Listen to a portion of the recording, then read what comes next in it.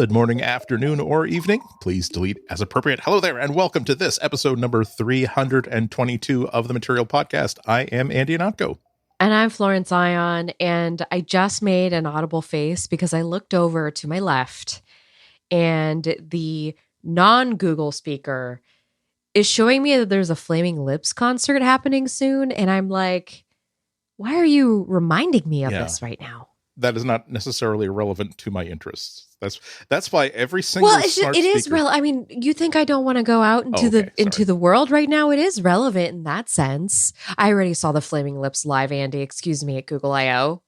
Was it 2018 or 2019? Thank you very much. So that is one of the side effects of being in our business. That if we're at a party and people talking about like, oh, what concerts have you seen? I said, oh well, I saw the Foo Fighters, and I also saw like U2, and like, oh my god, you like? And I have to say that no, I didn't spend an entire weekend traveling to an arena. I went to a press event at Google or at Apple, and they someone paid me to file 500 words, meticulously chosen words about this very event that they gave me a concert. It's I guess you could call it the perks of the job. No, you would definitely call it the perks of the job, because the Foo Fighters are probably the only band left where you go through if you make a list of all of the garbage you have to go through in order to see like a band live. Starting with, a $72 ticket with $800 worth of surcharges. Sounds good to me. Ending at like a wonderful, like 2.5, 3 hour concert that takes you like 8 hours of like traffic to get to, and like 8 hours to give. They're the only band. You're not selling me on concerts anymore. Well, that's the thing. It's like, and I realize that it's because like if I were still in my 20s, maybe I'd still be into it. So that's why it's like, how about? I'm not gonna. I think it's great that I got to see my favorite band, Foo Fighters, in like a small theater of like 800 to 1,000 people who are not going to be like the woo people who are like, hey, wait, here's a quiet moment during the song. I should shout woo right now because therefore I will be heard by. And then afterward in the demo area, I get to say to Mr. Smear, I'm a very big fan of you and your bandmates' work. Please continue it on the trajectory that you're on, because you keep doing exciting and wonderful things. I did not get to say hello to Dave. Dave was talking to Tim Cook, but Tim didn't introduce me. That's fine. He can do what he's. I'm an I love you gal, just so everybody knows. When it gets quiet, I shout, I love you! At my loudest. I just want them to know I love them. Yeah. I've been supporting them on Spotify since they were just 15 listeners, and they should know that. Oh, guys, the world is weird. Yes. The world is weird. Well, the world was pretty weird. Like earlier this week, we had the Hurricane Henri. How did that go? You were like documenting it, and I was kind of worried about you. Yeah. And then all of a sudden, you were posting a picture of like people being okay. Yeah. And in summer clothing, so it was not cold. Apparently, I was pretty worried too, because there's like in lots of parts of the country, certainly the world, but we're in the United States. New York flooded, right? There was some problems in New York, but parts of the country, if you have this kind of weather kind of frequently, there is always that thing that the community refers to as the big storm. And everybody knows that, oh, you're talking about that hurricane from 1930 that pretty much decimated the entire town, and you pretty much had to rebuild the entire thing after that. And so that this is like a coast, again, it's a charming touristy coastal village, which means it's right on the coast. And for most of the predictions of the storm track for Henri, which was, they didn't know whether it was going to be a tropical storm or if it was going to be a full-blown hurricane. It merited a name in either way. And unfortunately, it was one of those storm tracks where you keep zooming closer and closer, because when it's at like the big, like the thing they post to Twitter, it's like, wow, that looks like it will be, I don't know, I'm certainly within like that band of the track. And then you go to the actual Natural Weather Service, and it's like, wow, from this really wide zoomed out place, it looks like it's headed directly for my town. But I'm sure when I zoom in further, Okay, I'm sure that when I zoom into the ultimate maximum, okay, it really is. God is really sending a message to me personally because the storm track. Fortunately, by the time it actually hit, it was like it swung 30 miles like to the west, and also downgraded to tropical storm. The weirdest thing about it though is that so I over the past few years I've gotten to know like most of the people who run businesses in my neighborhood, and Mm-hmm. so and they don't live like right in the middle of the neighborhood as I do. So I was getting direct messages like all morning long saying, so I heard a rumor that the streets flooded out and there's no electricity, and like from like the deli across the street, like could you how's my shop? And I would have to like look out my window and say, right now there is a middle-aged woman walking a Yorkshire Terrier in front of your store on the sidewalk that has some rain on it, but is not really flooded. I wouldn't really sweat it. But yeah, so once an hour or so, I would take a little walk around the neighborhood just to put people's minds at ease. Actually, it really came close to being a major bummer because there was a down power line. The reason why people got Ooh. kind of stressed out was that they heard that like this one of the streets in the neighborhood was like closed off because it was flooded out. It turned out that there was Mm-hmm. just a down power line like at a certain juncture in the street. That That's why they that killed closed a it. woman in Desperate Housewives. Okay, that killed a woman in Desperate Housewives. So that's how Nicolette Sheridan lost her. That's how she went out on the show. So whenever I think of the down power lines thing, it's a real concern. You can Well, electrocute to death in a soap opera or in real life. it's an interesting theology on television because when you say here it seems like glib and shallow when you've lost a loved one and someone says, I'm sure she's gone to a far, far better place. On television, you're saying, oh, well, I'm sure Nicolette Sheridan is now free to take roles in feature films or to actually anchor her own primetime drama. So she's likely in a better career place after this. Great. Now I feel insensitive. But anyway, Thanks. so I dodged a bullet because the my half of the street is perfectly fine. The further on down half of the street is still like has some power and like internet problems. So whereas I spent the entire day again taking little exciting walks, even in the hardest part of the storm, it was just Mm-hmm. like exciting video that I was taking. The my biggest worry was like in the hours before the storm hit, it was like, oh well, I might lose power later on, and most people in these hurricane crises, I need to make sure that that I've got like the uninterruptible power supply set up. I want to make sure that I've got like things extra ice in the fridge, so in case we lose power. My thought was I should make sure I download every episode of Ted Lasso I haven't streamed yet, so that if I do lose power and internet, I can still binge watch Ted Lasso tonight. So not exactly the pioneer spirit that my forefathers would have been praising me for. But it Listen, worked I'm out. just It's okay. glad. I'm just glad that you didn't have to like deal with something that would have been potentially disruptive. Yeah, it would So have been. I'm being funny about it, but I'm not joking. On my building, there is a bronze plaque with a line on it, like that's about waist high, saying, "Oh, by the way, this is where the water line was during the big horrible hurricane." So, okay, perhaps I shouldn't be making jokes about because this could have been really really bad. oh my gosh. Well, I want to tell you about something that's been not bad, but that's been very troubling for me, which is that I can't seem to catch a break on tech things. I just can't.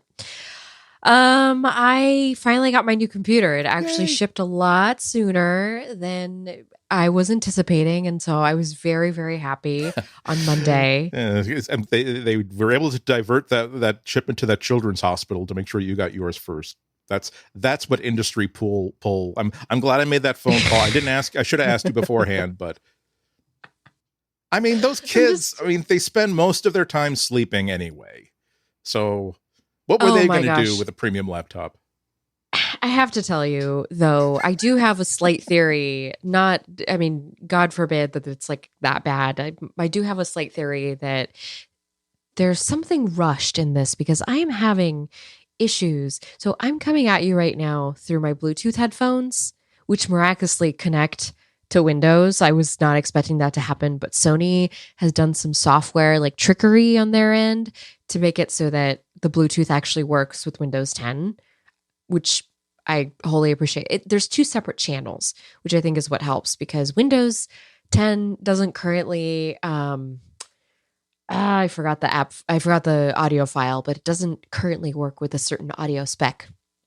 Anyway, that being said, it's totally throwing me off balance. That's why I keep sounding like I am losing my train of thought because I can kind of hear myself. I don't like the way they sound. Yeah. It's just like I'm just feeling really weird about it. I'm kind of bothered. I am a little worried that my headphone jack isn't actually grounded in my new laptop, which is a real bummer. I tried all sorts of things. I tried all the methods that you do as a Windows user. You know, I scraped the drivers and installed them anew. I tried to, do some registry hacks, make things just sound a little bit better. I did a couple of like A/B testing just to figure out if it was like hardware or software. I still have no idea what it really is. I just know that I can't hear out of the left side on a pair of wired headphones. So that's disappointing. It is disappointing because the laptop costs a lot of money. Yeah. And I was kind of discussing it with folks in my Discord, and then I was kind of discussing it with my editor because obviously I've been taking notes about this whole journey.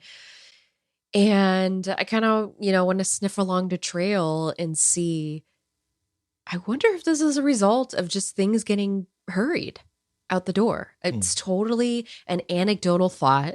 I don't have like any scientific backup for it. No numbers, no links, but it just feels like too good to be true that the laptop shipped as quickly as it did. And then it shows up to my door and there's something kind of buggy with it. And I Googled the issue that I'm having. Apparently the buzzing situation is something that plagues some of the Dell XPSs. So we shall see if Dell will hear my cry and come help me out because I don't really want to send the laptop back. I'd rather if they could just come to me and fix it. That would be really nice.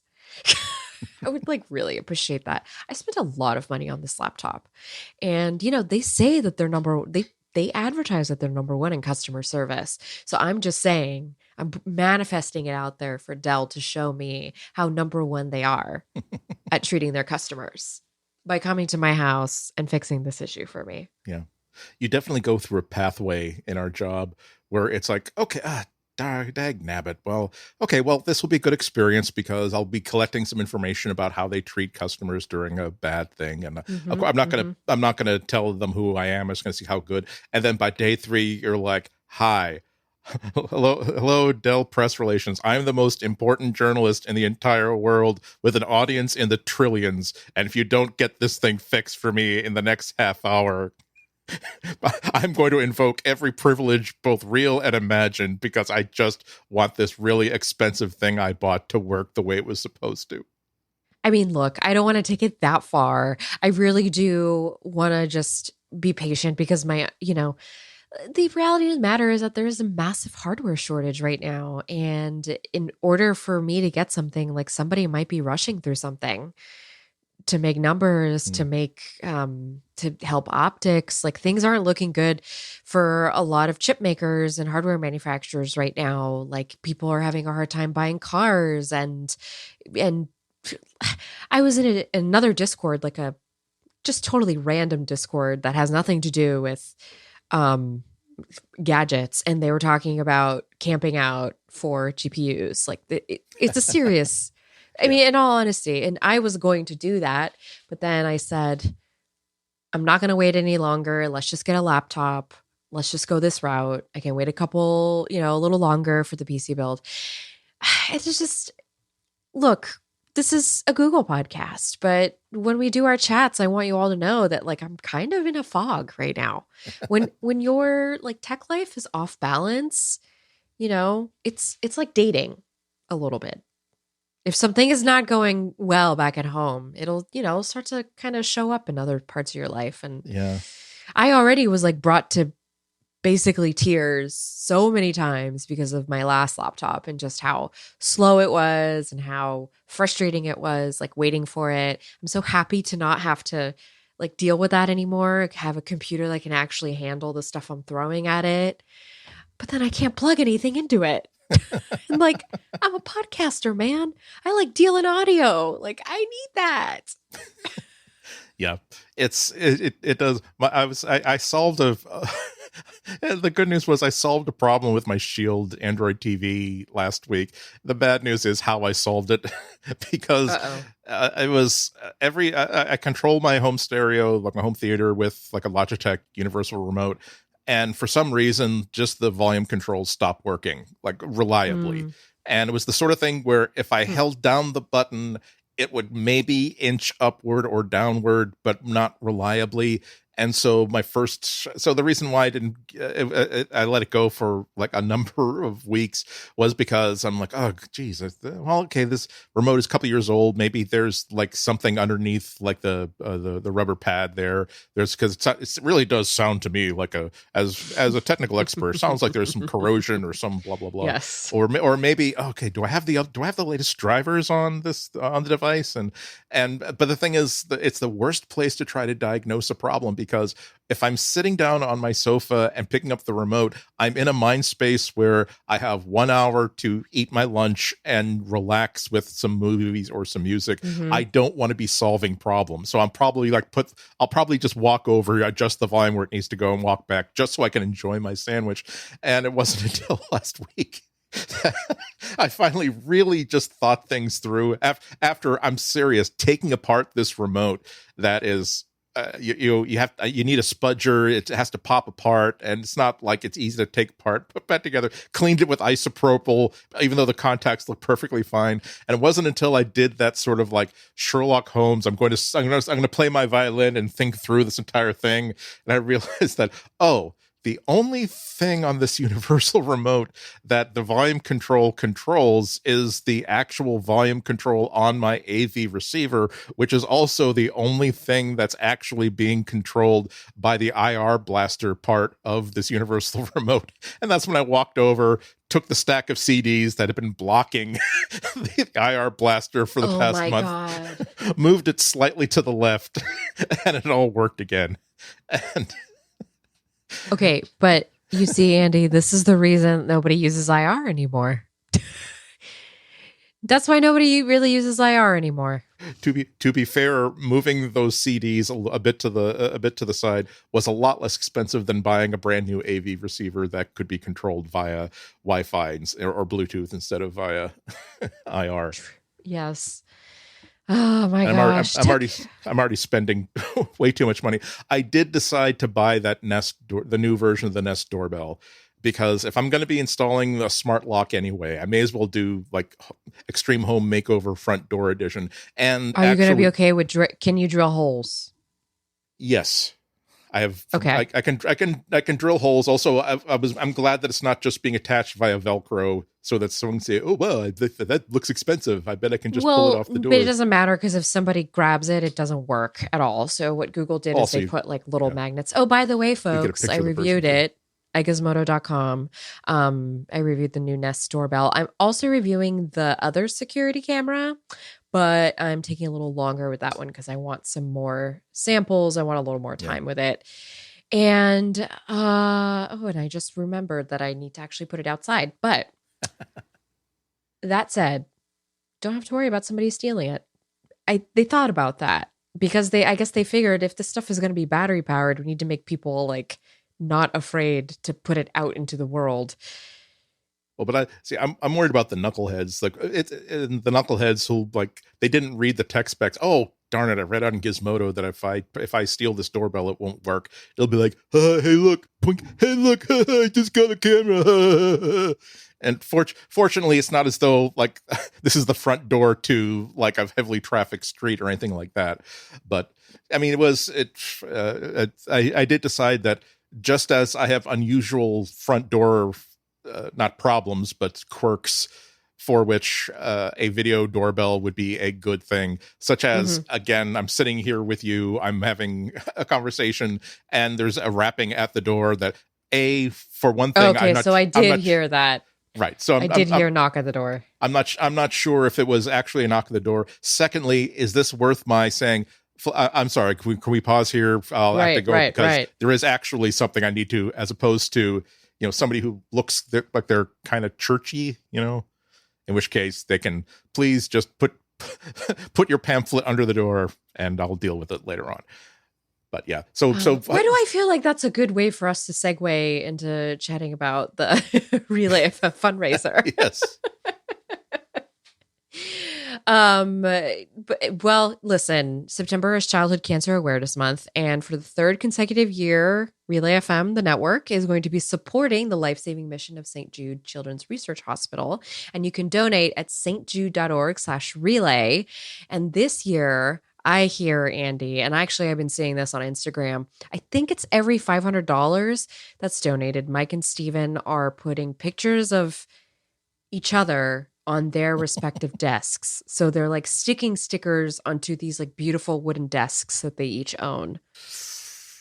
So that when they go to work every day to sit down and, look through all of our podcasts and then podcast themselves, they look at each other's respective sticker down. So it's just something to consider. That's the motivation here. We really want to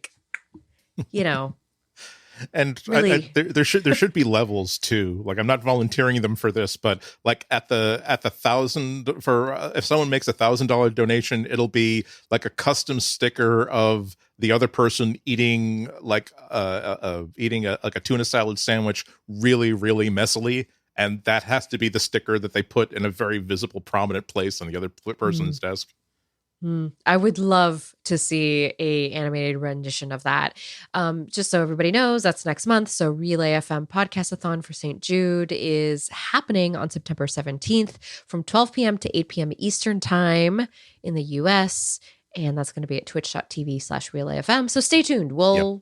We'll be talking more about this. And it's one of the most wonderful times of the year, not only for the obvious reasons that it's fundraising for a really good cause, but also it's a reminder to like us at hosts at how awesome collectively the Relay FM listeners are, because this isn't, if $80 is a great donation. $80 that a good charity doesn't have is valuable and acceptable and worthy of praise. The amount of money, though, that this campaign raises every single year just shows that how deep our listeners are willing to go. We're not CNBC, so it's not as though we're getting like 2 million people donating 50 cents each. It's like a smaller audience that is willing to I always translate things into like how many all the times that I say I really would like to go up the street and pay like $15 for a takeout burrito dinner, but I'm not going to because that's an extravagance. And like a lot of people saying, you know what, I'm willing to take out like 4 burritos out of what I would have spent on myself this month to donate to St. Jude's, and that is to me even doubly impressive. We are going to come back after this message. However, let's tell you what's coming up. This week, we're talking about how Google is declaring its ground and air supremacy in its automated robot program. We are adding an addition, an ironic addition to the Google graveyard of canceled products and concepts. And Samsung, we're going to put this in a good light, is very much staying on brand. So good for you, Samsung. Again, you find an identity that works for you and stick with it. And all that is coming after this message. This episode is brought to you by Pingdom from SolarWinds. If you have a website, what purpose does it serve? Whether it's driving people to your products, collecting sales leads for your company, or providing customer service with a contact form, when these critical transactions fail, you lose out on business.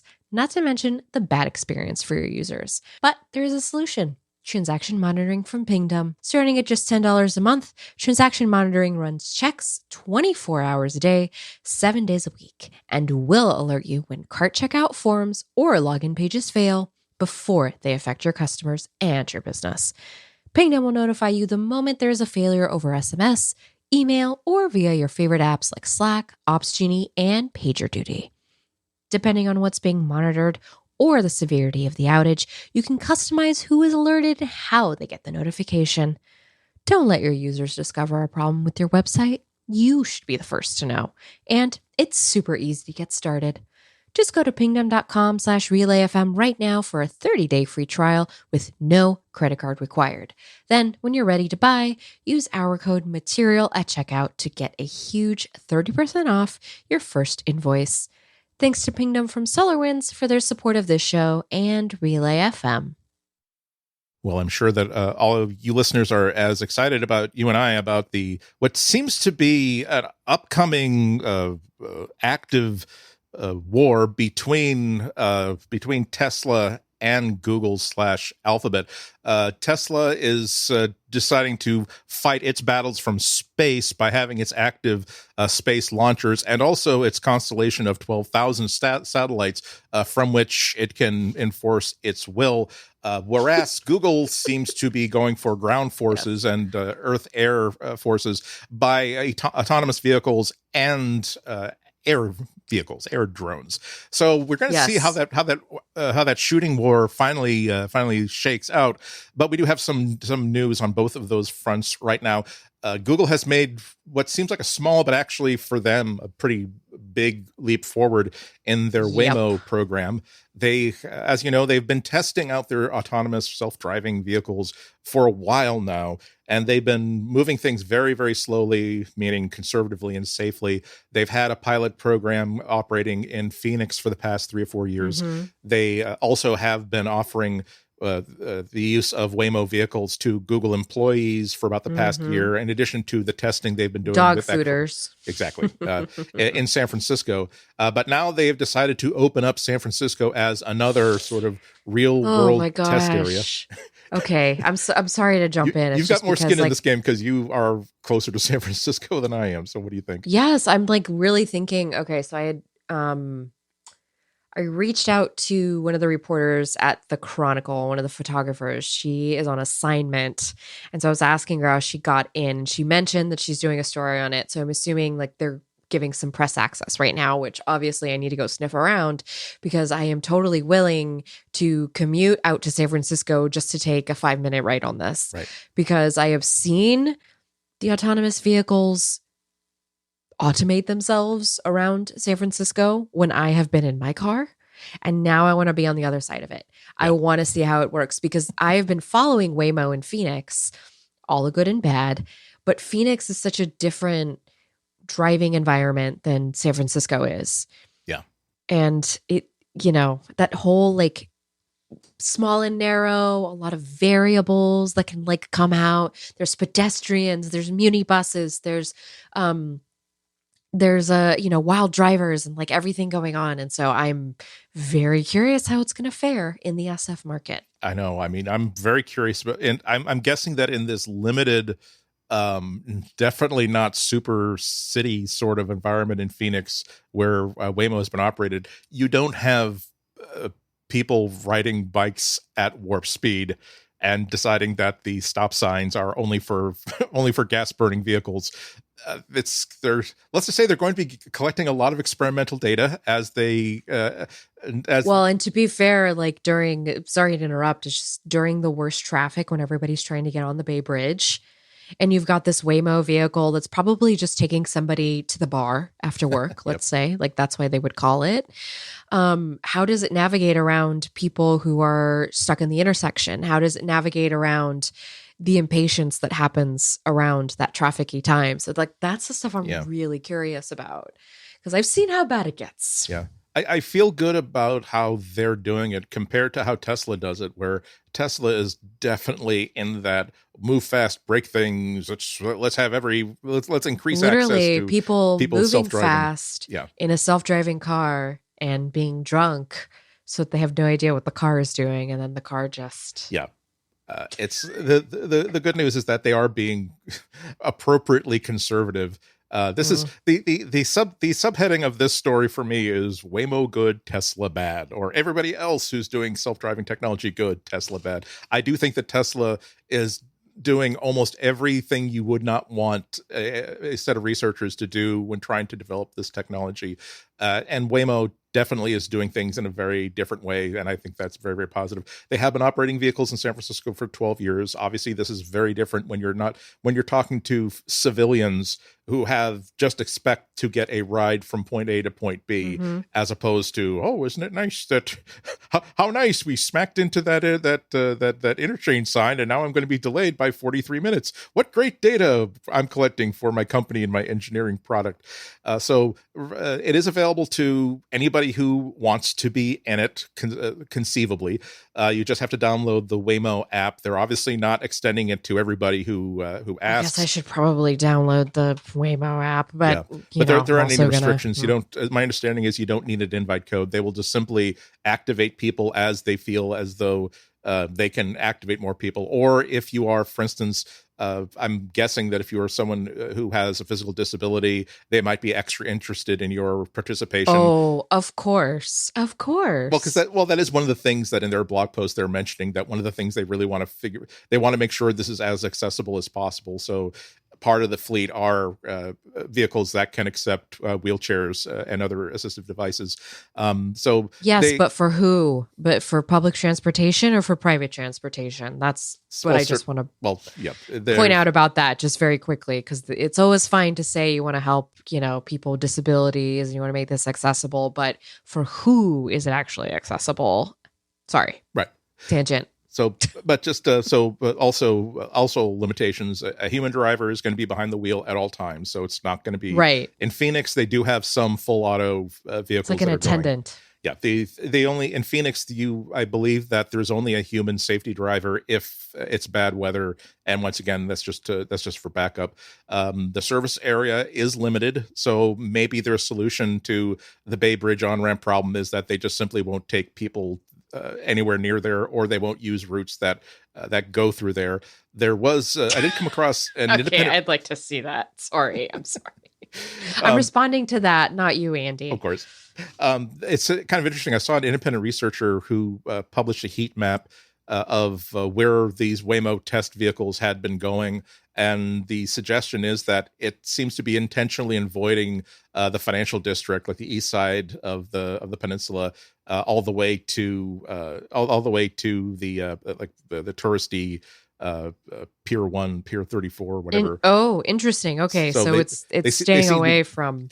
Yeah, so I don't know whether that's a limitation. That is, I think, a good move, because again, as I was reading about this, and my head has been very much in Tesla space for the past couple of weeks, because they did have their big AI event last week, and they have been in the news. A lot of news that they don't want to have to deal with, such as regulators saying, "Hi, why are your cars keep smacking into emergency vehicles? We're just kind of curious about that as the government, because we don't think we'd be doing our jobs if we didn't ask these questions about why ambulances are being rammed by." Oh, you've already have the hello, Florence. You have the app installed. I did. Sorry, I didn't mean to interrupt. No, I'm sorry. I'm just all over the place tonight. That's okay. So they're doing the right way to test these things out doesn't seem to be, we want to develop a single piece of software that can drive a car anywhere, which is what Tesla seems to be trying to do. Even Elon Musk himself, while talking about the latest version of the self-driving software, saying that we've kind of invited ourselves in for a big bag of hurt by having, instead of having one set of software for the highway and one set of software for local surface streets, it's more difficult to try to get one AI to deal with both. So, and one of the things I think that Waymo learned in Phoenix is that a lot of this is, it's a more achievable goal to develop and train a machine learning model to drive in this one specific service area that you intend to cover than to try to create a cowboy edition of the software that will drive everywhere. That is the limitation of the self-driving software at present. That's the limitation of the AI, right? It's like the best way to train it is to keep it consistent, because it's like straight out of a sci-fi, guys. What happens when it goes out of routine? Yeah, but, the other thing is that maybe I'm influenced by having grown up in Boston, but my God, there is Don't you guys yell at each other a lot? No, there's literally a meme on TikTok like, "Tell me you're in Boston without telling me you're in Boston," and it's just people cursing at each other in front of their cars. I swear. Most of the cursing happens like during the winter time, when someone like is driving looking for a public parking space and they say, "Oh, look, there is a completely shoveled out parking space free of all snow, and someone just seems to have put a folding chair in it. All I have to do is get out of my car, move that folding chair out of the way, and I can park there. And you will, I won't say you will get shot, but you should be thinking that maybe you will get shot by the person who spent 2 hours shoveling out that parking space, who lives in that neighborhood. And there is an understanding that at least during the snow emergency, if you took the time to shovel out that space, you have the folding chair that your father handed to you, that your grandfather handed to him. Wow. And everybody realizes that, no, that's Josh's family's parking space. You don't take it unless you want to. Hashtag winter things. Yeah, exactly. But the thing is, there in Boston, you don't have. I'm not joking. I did not understand the concept of the city block until I was 14 or 15 years old. Like, I'd be watching Sesame Street at like age 6 or 7 or whatever age, or Electric Company as, oh, I'm just jogging around the block. And I'm like, what is a block? I haven't seen, we don't have streets where you go up for a while, then turn left for a while and go up for a while, then turn another left and you're back where you are. It's a circle. And then there's like sort of like a triangular bit, and then there's sort of a crescent bit that has another like triangular bit coming off of it, and there is no rhyme or reason really, because we're talking about as like a city that's almost 400 years old, that started off every street is, here is where the cows used to be walked from one place to another, or here is the reason why this is called Church Street is because in 1710 this was the road to go to church. I see what you mean. Yeah. So I budget about the city block. So that's why I think that to the extent that even self-driving vehicles are necessary, they're only the first practical version of these machine learning systems are going to be homegrown effects, where they just taught this car how to drive in Boston, how they taught this car how to drive in San Francisco, they taught this car how to drive in Nebraska. Mostly just keep going straight until. I don't think that you can take the San Francisco software, God forbid the Phoenix software, and put it in Boston and expect happy things to happen. Yeah, but the stuff is probably going to be driving my kid around. Of course. The last thing that's kind of different between the way that Waymo was doing things and the way that Tesla is doing things is Tesla is very famous about, if anything, they're removing sensors from their cars as opposed to putting on them. They're philosophically, dogmatically, they think that all you need are cameras and that's it. They used to have sonar, but they decided, oh, that's a frill. Like, we don't need that. Let's just take off the sonar. Whereas when you see every video, including the PR videos that were released by Google or Waymo this week, you see lidars on the top, lidars on the back, lidars on the front. It's very obviously a robot car, right? Exactly. They're not they are stock Jaguars, as a matter of fact, that they modify, but they are not going to be mistaken for a human. So indulgent. Vehicle. It's really indulgent to me to use Jaguars. Like, really, you couldn't just get a Toyota or a Ford, just something of the people, like a Jaguar. Well, it doesn't, at least it doesn't have that pretentious leaper on the front. It does look like an expensive SUV. So yeah, it does. It does. Yeah. Well, so that's ground support. They're also flexing its muscles on air support with an unexpected PR flex about Wing. This is their like. I sent Andy this one because it talks about chicken. Yeah. See, this is.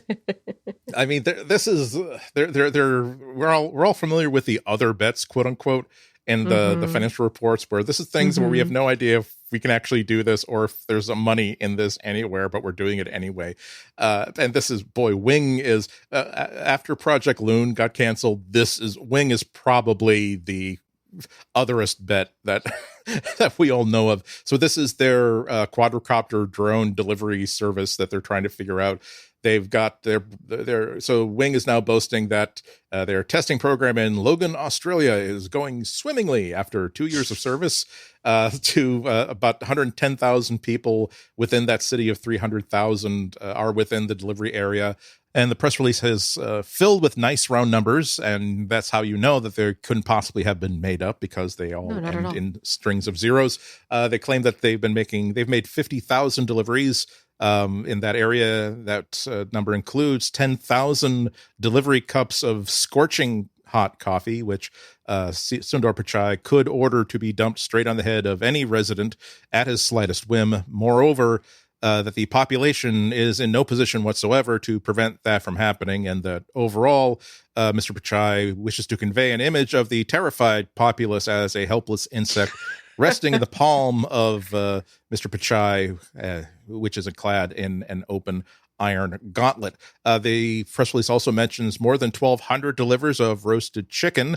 And again, the subtext here is that they can also transport animals of that weight and size, and that Mr. Pichai could replace those payloads with angry monkeys, venomous snakes, all without any difficulty whatsoever. And the population would not know that that substitution had been made until the vicious animal is at their throats and the last moments of their lives are before them. Whoa. The other good news is that they've been doing a lot. Basically, the velocity of this has been picking up. 4,500 of those deliveries happened in the first week of August alone. And again, the press release points out that that's one delivery every 30 seconds during available service hours. And Sundar Pichai didn't explicitly state that this means that he could blacken the sky with Wing's aerial deathbringers if he so chose. But again, I think being an experienced tech analyst, that the implication was definitely there. Okay, it was just that this was such a PR self-serving announcement that I had to basically. I know, but I also sent it to you because I knew that this, we had talked about this when they first started it. I think Russell was still on the show when we were talking about this because they were testing it in Australia. And I just saw hot chicken and I was like, oh my God. I thought to myself, I said, oh my God, people really did get dinner with this thing. This really happened. This really exists. So that's why I sent it to you. I was like, well, I just think that it's the difficulty with Wing is not really the technical stuff, although the technical stuff is a big deal. I think it's just making the case for where this makes sense. Wing is trying to say that there are isolated communities that can't receive deliveries very easily, and this is a way to reach those people. However, when it comes down, I'm thinking more about shut-ins who need medication, who need important supplies, who are absolutely shut out. Because I'm guessing that in a city of 300,000 people, someone who wants a roasted chicken, they've solved that problem by not having to necessarily use an app to have one, again, aerially bombed upon their backyard. Have you tried just having chickens and then eating one? Yeah. When you want it? There's actually commercial infrastructure where they will be killed for you and prepared, and all you have to do is remember to take the plastic wrap off of it before you shove it into the oven. But again, I don't know. It's interesting if anything comes of this. I still don't know that anything will come with it. But Wing and Alphabet seem to be very proud of this, so I'm glad that they're proud. So we'll be back after this. We're going to take a break, take our breath, and then we have some Google company movements. Again, one of which involves throwing something into a coffin and singing "Nearer, My God, to Thee" as they proceed in a stately fashion towards the gates of the Google graveyard. Well, there's an old saying, or at least as far as I'm concerned, that cheap irony is by far your best irony value, particularly in this economy. True. And you can't get any cheaper irony than Google sending its own Google Health division to the Google graveyard, which is exactly what happened this week. Yikes, Andy. So grim. That's well, again, it's right there. It's like you dressing up early for Halloween, huh? With all the grimness and the darkness. I'm just saying that if you bake a fresh, fragrant apple pie and set it out on the windowsill to cool right while I'm passing by, and you're sending cartoon-like waves of scent, it's like you're saying the implication is that, Andy, you're supposed to steal this pie. I'm supposed to make a joke about the Google graveyard if you decide to cancel your entire health division. Right. That doesn't mean that Google doesn't care about health, unless, of course, it's the health of its own employees. But okay, that was unnecessary, but I'm moving forward. forward.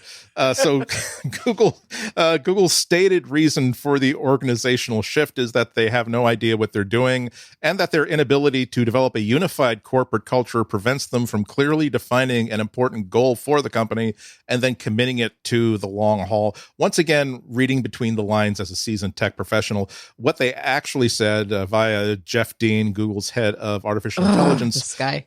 Exactly.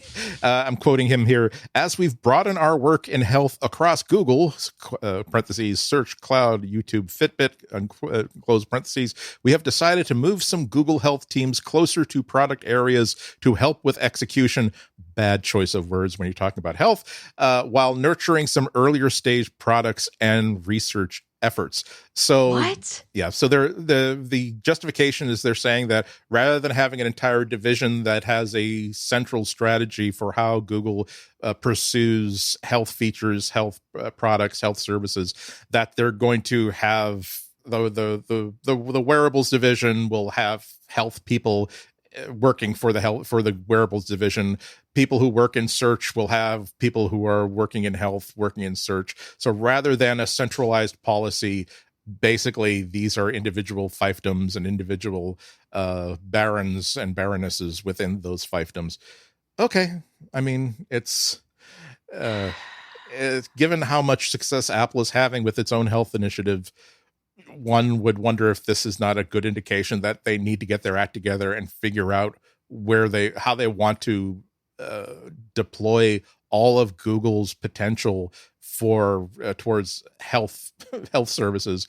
But why the head of AI?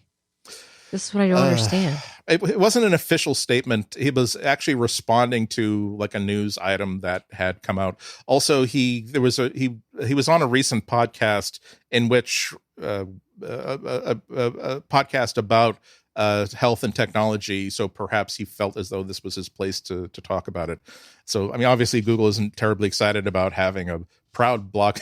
They will tell you about how they've served 1,500 roast chicken dinners via a drone because they couldn't be prouder about that. They're not going to say that, oh, by the way, we are dismantling an entire division that's devoted towards extending the life and the quality of life of billions of human beings. That's not a good optic. So they're not going to do it. Well, it's also not a good optic to have this quote in, let's see, where am I looking at this? First reported by Business Insider, but to have this quote in The Verge, according to Google's AI head, Jeff Dean, the same Jeff Dean that is linked to why so many women and women of color left or were unnecessarily fired from the team. It's all just not good in my professional informed opinion. Yeah. It's not a good look. But what do we know? It doesn't. We're just independent outside observers. So, hey. Yeah, but we also have seen what Apple has done with its health team, and that's why it's like it's ahead of the curve. Even Samsung has its own designated health team, and quite honestly, I'm going to continue using Samsung Health because I find it to be way more useful than Google Fit. Yeah. If nothing else, they should have at least if they don't have a division whose job it is to create and promote and nurture health projects and health products and services, at least saying, well, instead of having a product team for that, we are establishing an advisory team that every Google division that's creating a health related product or service, or is creating a service that has health implications, they need the health division sign off on this, because this is where we're going to be paying a whole bunch of engineers hundreds of thousands of dollars to quit their roles in other businesses and academia to do nothing but think about the health implications and the opportunities presented by our products and services. It's weird to say we're just shutting it down and we're going to be turning the building into another ping pong tournament venue. I'm boggled. I'm boggled by the news, and frankly, it doesn't. It's not it's not what you're hoping to hear from Google. No. Yeah. Speaking of, we're going to finish up with Samsung here. Now, they had some good news this week. We're a couple weeks after the announcement of the latest versions of their two foldables, and some slightly sketchy news Which I'm reporting. still liking, by the way. Still liking the flip. Still liking the flip? Still liking it. Still liking it. Lovely. Again, I'm very, very tempted. And again, if this report, which is, I will say, a little bit sketchy, I don't necessarily distrust it, but the report is citing, quote, unnamed industry sources. So this might be like a hustle of people who work in the industry trying to hype up success. Is this of Korea a product Herald? It might be. Yeah, so we're not talking about like a worldwide analyst who's talking about this, but the Korea Herald is reporting that well over 500,000 units of the fold and flip have been reserved in the country. The other good news there is more than half of those are being made by customers between the ages of 20 and 39. Really, yeah, so really good news for Samsung. That's exactly what they wanted for this. They have hard eyes right now. Yep. All the executives. I think that the video that they were releasing about how the flip works, they were definitely trying to make this into like a stylish, hot, trendy, like fashion device that people would have just because like they flip phones were any different back in the day. Remember all the bedazzled flip phones that people had? Come on now. I had one myself with a fake Louis Vuitton cover on it. Ooh. Maybe we're gonna see a return to the Sidekick form factor where you flick open the screen 180 degrees to reveal a keypad. That was Andy Rubin. That was the only thing that I will ever appreciate from you. We want more phones that seem to be developed with the idea of at some point in the big like whiteboard they said we have whatever the industrial design is, we have to leave plenty of room for people to put on self-adhesive like diamels and crystals on it because our target market is definitely going to want to do that. Correct. Okay, well, since we have some time left, we'll also mention that Samsung had another exploding phone that required the evacuation of an airliner. You know, it happens. It's on brand. I didn't get served this one on TikTok. I got served the one of a woman smoking a cigarette on a Frontier Airlines flight. Frontier Airlines, it attracts the Florida man of air travel. Just straight up smoking a cigarette. I paid for my ticket. You can't tell me what to do. What are you going to do? Send air marshals on to drag me off the flight or something? Yes, the air marshal I'd like came. to see that.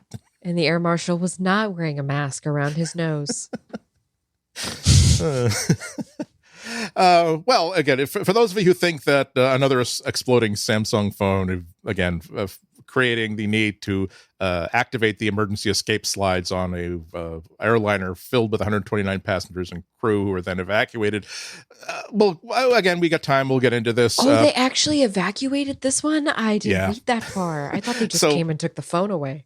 Joking is, oh, well, they took the phone the hell away. I think the person who took it ran with it and then threw it someplace. Okay, enough joking. It's an Alaskan Airlines flight that fortunately had already landed at Seattle. It was waiting for clearance to taxi to the gate when, according to another passenger 2 rows away, a passenger's phone ignited, started throwing sparks and smoking. Another passenger described the effect as, quote, like a smoke machine, unquote. Oh my gosh. The flight crew acted very swiftly with a fire extinguisher and a battery containment bag, which is now standard issue. However, of course, there's enough hazy conditions. There were hazy conditions inside the cabin, so they decided to deploy the fastest way to get people calmly off the plane was deploy the life slides and just get people off there. 2 people were taken to area hospitals with what apparently were minor injuries. Seattle police said that there wasn't enough of the phone left to identify it. However, the passenger who owned it said that it was at one point a Samsung Galaxy A21. That's a budget. Yeah, that's a budget phone, $250. Actually, a very nice phone. I mean, the good news is it was launched in April of 2020. It has not as yet been noted for its proclivity towards detonation. So perhaps this was one of those situations where a phone got dropped a certain number of times, and unbeknownst to the owner, you've actually now you damaged the integrity of the inside of the battery and I was over going to say, time. and then they were in the plane and Yeah. that high pressure on the battery. And then when it landed and the person turned the phone Right. back on. That's another thing I didn't think about. So it's probably a one-off, but I mean, Samsung, obviously, given that, for those of you who are 2010s nostalgia buffs, you'll remember the exploding Galaxy Note 7 problem of 2016. So you could see how Samsung would want to jump right on this story and give people the information and the context that would reassure them that the product line is safe. The quote that they're providing to all comers is, quote, "At Samsung, safety is a top priority. We are aware of the situation and are conducting a thorough investigation," end of quote. So we all feel better about that. We'll end by, again, for 2016 nostalgia buffs. 2016, Justin Bieber held the top 2 slots in Billboard's Hot 100 with both Love Yourself and Sorry. Although people with different, let's just say, tastes will be happy to know that Adele's Hello ended the year at number 7 that year. One thing that I was happy to see, number 1 most popular movie of 2016, according to IMDb, was Suicide Squad, which introduced the plucky, big-hearted psychopath Harley Quinn to a general audience.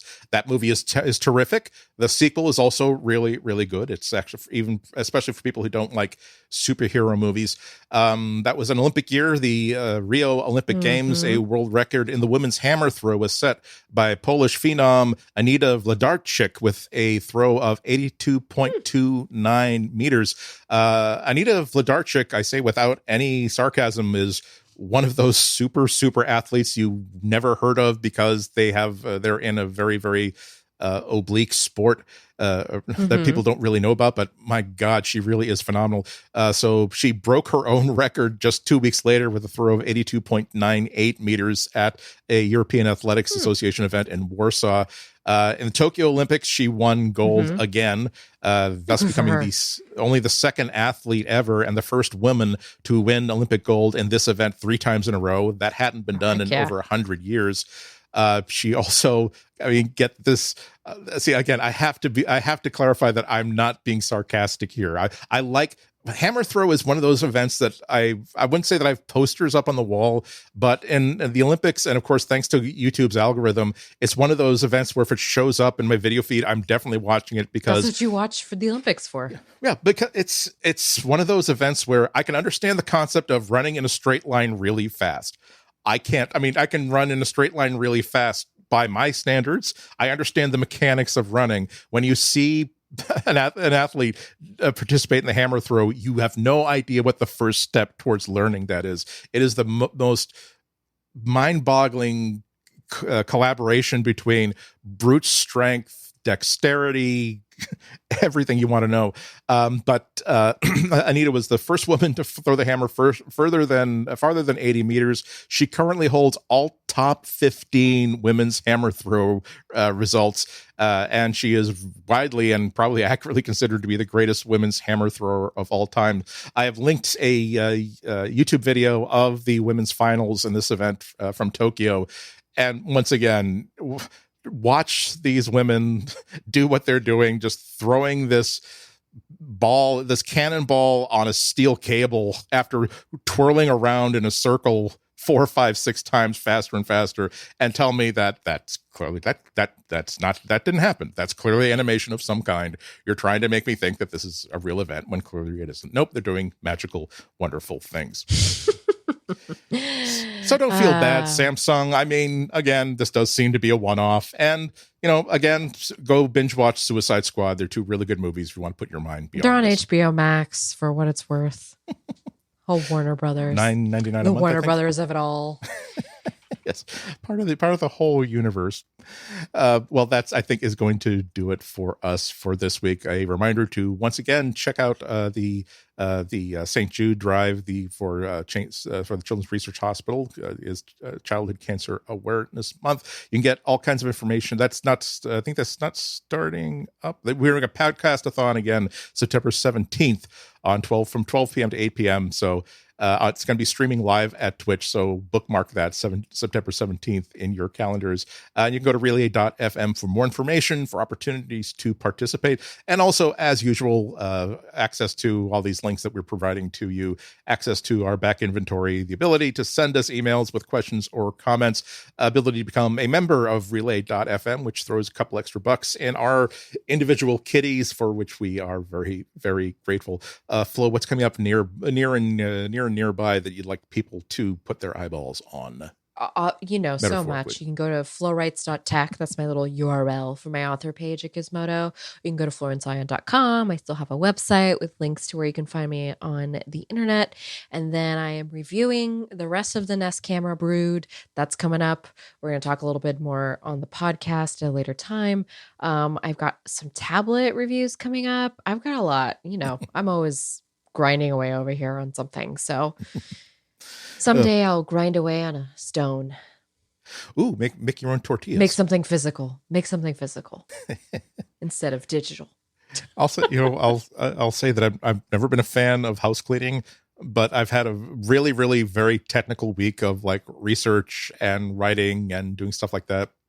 And that's the time where it's like, I just really want to sit with a power tool and cut up this big pile of boxes into little squares that I can then put into shopping bags and take out with the recycling, because I will start the day with my living room filled with boxes that need to be cut up, and I will end the day with none of those boxes and a full. Look at these boxes over here. It's sometimes you just need something tangible. Can you see those? Yeah, wait, I can see them. There you go. The boxes. I'm not going to show you my remaining pile because I've been falling behind. It's again little another one of those hazards of our job. Hillside, little boxes full of ticky tacky. As for me, I'm most every Fridays. You can hear me at about 1:00 on WGBH, Boston's NPR station, talking about tech. This week it is 12:30 p.m. on Friday. Just go to WGBHnews.org to stream it live or later. You can also stream all my previous weeklies, high-tech hootenannies.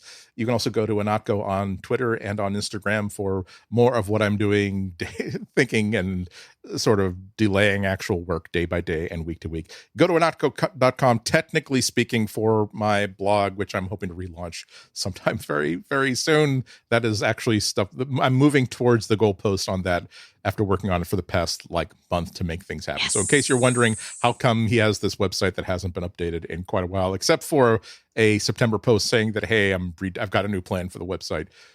I'm working on it. It's a thing that I promise that will happen. Anyway, thank you everyone so much for listening to us this week. We hope you listen to us again next week. Until then, have a very happy, healthy, and safe 7 days. Bye-bye. Bye.